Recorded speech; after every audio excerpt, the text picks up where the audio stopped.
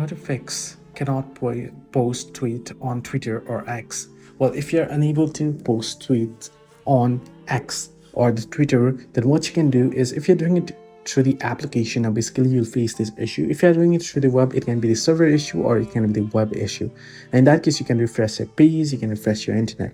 Now similarly on application as well, first thing you want to do is check your internet connection. Simply first close the application if it is opened up, and then check your issue, and then proceed to, if available, switch to other networks, or if you're using cellular data, toggle on and off airplane mode multiple times to fix the issue. That should fix the issue for you if it is the internet connectivity.